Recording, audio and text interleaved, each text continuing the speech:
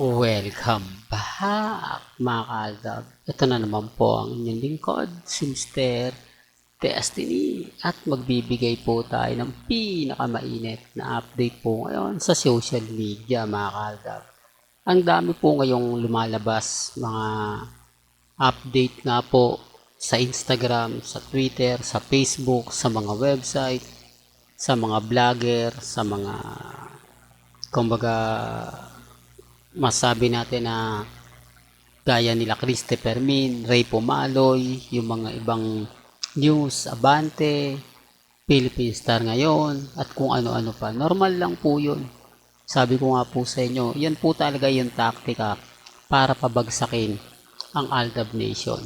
Diba? Pero dito tayo kay Lamengay at kay Alden Richards. Na totoo naman po, di po ba, na wag po kayong padadala, lalo na po yung mga mommies na mga titas na nagtatampo po kay Alden Richards dahil kumbaga sa mga ginagawa niya. Remind ko lang po, wag niyo pong sisisihin si Alden. Wala po siyang kasalanan sa mga bagay na ganyan. Kumbaga management lang po talaga. Kasi wala siyang choice dahil may kontrata po siyang pinirmahan sa GMA Kapuso. Kasi, at eto naman po, wala naman pong aminan na nangyayari.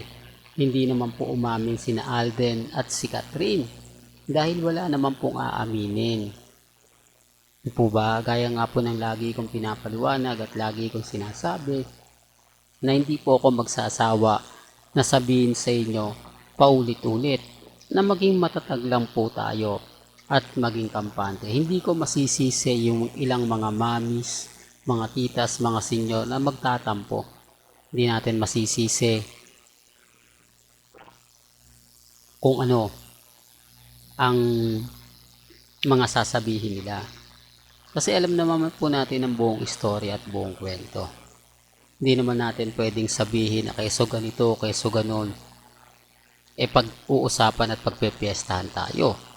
Bagamat maraming mga kwento, maraming mga sinasabi, sa akin normal lang yan. Hindi naman po ako nagpapa-apekto Di po ba?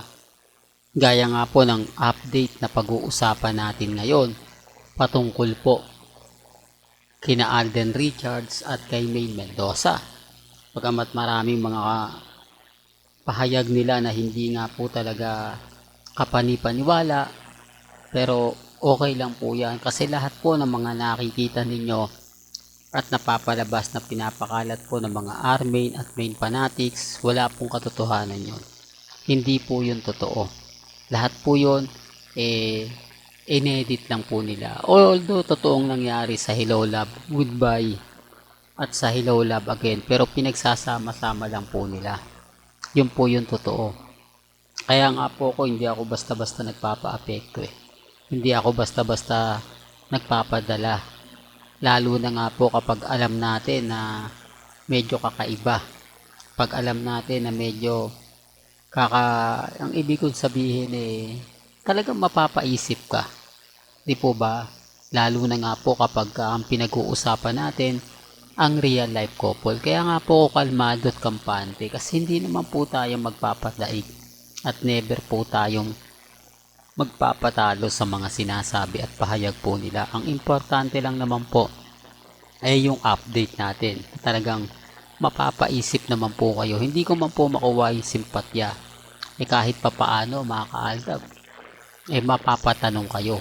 Lalong-lalo na nga po dito sa update natin. Pero bago ko po ito simulan at ipaliwanag, kung bago ka lang sa channel na to at isa kang true-blooded Aldab Nation na nagmamahal kina Mengay at Isoy, tama po ang channel na pinuntahan mo, kaya consider na po kitang bagong subscriber. At huwag mo kalimutang i-share ang mga video po natin sa mga mami, sa mga titas at sa mga senyor.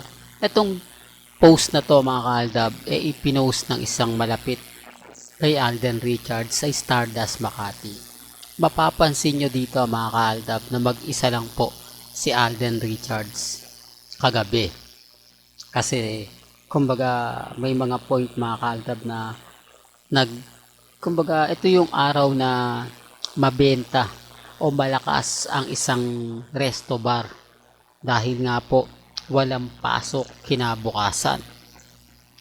Real talk to mga kaltab, kaya sabi ko sa inyo may mga point na mapapaisip naman po kayo, may mga point na kumbaga kayo di po ba yung makapagsasabi, makakapaliwanag, bagamat yung iba nagtatanong na Mr. Destiny, bakit ba ganito, may mga ganyan, ganon, etc. etc. Di po ba? Mahirap po talagang sabihin o ipaliwanag, pero pansin nyo naman po at ramdam nyo naman po yung presensya nila Mengay at ni Alden.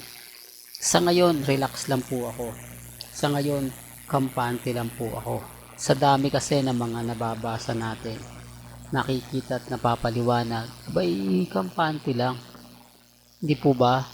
Sinasabi ng iba, hindi Mr. Destiny, fake news ka talaga. Lahat ng sinasabi mo hindi totoo. Okay lang. Pero bakit mag-isa lang po si Alden sa Stardust Makati? Bakit mag-isa lang siya sa update na yan? Kung po pwede naman pong kunan si Catherine Bernardo. At bakit nga po ba hindi pumupunta si Catherine sa resto bar sa Stardust Makati ni Alden Richards? Bakit hindi niya sinasama yung mga kaibigan niya? Bakit never po ata nating nakita sa Stardust Makati si Catherine para suportahan? Di po ba? Real talk to mga kaltab, o baka may mag-react yan. Hindi, pumupunta yan, hindi lang binibidyohan. Madalas na naandyan yan, hindi lang. Common sense na lang po for the record lang po. Lahat po ng bar na pinuntahan nila Catherine at ng mga kaibigan niya, may mga video po doon. Hindi pa po, ito po yung panahon na kumbaga nagkakaroon ng, o sabihin na natin na hiwalay na, pero hindi pa pinapuputok sa social media yung Katnil. Madalas po makita at iba-iba po pa yung mga kasama niya. Although nandun yung mga kaibigan niya, pero mas nadadagdagan. Mas maraming gumigimik, lalo na po sa BCG Taguig. Ba, doon talaga madalas. Bakit ko alam? Siyempre, kumbaga sabi ko nga po sa inyo, kailangan nating hanapin, kailangan natin tignan kung ano nga po ba yung simula para maikwento ko po sa inyo ng buong buo. Yan naman po yung kagandahan nyo kay Mr. Destiny. Lahat po inaalam natin, lahat po binubusisi po natin. Kasi wala naman po ako nakikitang bagong video nila Catherine at ni Alden. Pero kay Mengay, pansin nyo, may video na kumakalat na kay Congressman pero wala dun si Mengay. Asan si Main? Yan ang lagi kong tanong sa mga army at main fanatics. Bakit never pong nasasama ni Congressman si Mengay, lalo na nga po kapag may mga parangal, kapag nasa District 1? Doon pa lang may mali na Real talk to, doon pa lang di po ba mga kaltab na never pong sumasama si Mengay. Paano sasama? Wala naman po talaga sila. Sarsuela lang naman po talaga ang lahat para lang masabi na ganito, para lang masabi na ganyan. At nasaan nga po si Ibya? At bakit napaka tahimik ni Ibya ngayon? Doon pa lang magdududa na kayo at magtataka. Pero wala po ako sa posisyon para ipilit yan Hanggang dito na lang po ang ating latest updates. Kaya kung gusto nyo pa po ng pinaka-latest at sariwang update, abay tumutok lang po kayo dito po sa channel ni Mr. Destiny para updated po kayo sa mga latest at sa mga bagong video po na ilalabas po natin maya-maya lang. Hanggang sa muli, salamat po sa panonood at pakikinig.